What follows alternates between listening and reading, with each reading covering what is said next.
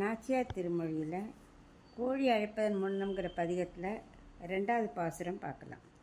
இது என் புகுந்தது இங்கு அந்தோ இப்பொய்கைக்கு எவ்வாறு வந்தாய் மதுவின் துழாய்முடி மாலே மாயனே எங்கள் அமுதே விதி இன்மையால் அது மாட்டோம் வித்தகப் பிள்ளாய் விரையேல் குதி கொண்டு அரவில் நடித்தாய் குறுந்திடை கூரை பணியாய்.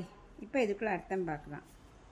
ஆண்டாள் தோழிகள்லாம் சொல்கிறா, நீ எப்படி இங்கே வந்த, அது இந்த பொய்கைக்கு எப்படி வந்த அப்படிங்கிற. அது ஏன் இப்பொய்கைக்குன்னு அழுத்தி சொல்கிறான்னா, முன்னாடி சலக்கிரடை ஒரு பொய்கையில் பண்ணினோம் சரி, அதுக்கப்புறம் நீ காளியனை வதம் பண்ணுறதுக்காக அங்கே குதிச்சு காளியனோட மர்தனத்துக்காக நீ அங்கே குதிச்சு பண்ண அந்த பொய்கையும் இல்லை இது.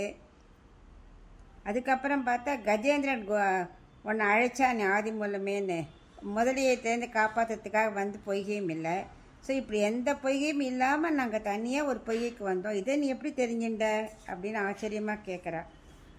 அதுக்கப்புறம் சொல்கிறா, சரி இவனை புகழ்ந்தா தான் நமக்கு வஸ்திரம் கிடைக்கும் அப்படின்னு சொல்லிட்டு நல்ல வாசனை மிகுந்த தேன் பொழியும் இந்த துளசி மாலை அடிஞ்சுட்டுருக்கிற கிரீடமெல்லாம் போட்டுருக்கிற மாலே, நீயே ஒரு மாயன், அவ்வளோ பெரியவன், எங்களுக்காக இந்த ஆயர்குடில் இறங்கி வந்து நீ பறந்துருக்க, அப்போ தான் நீ மாயன், நீ எங்கள் அமுதன்.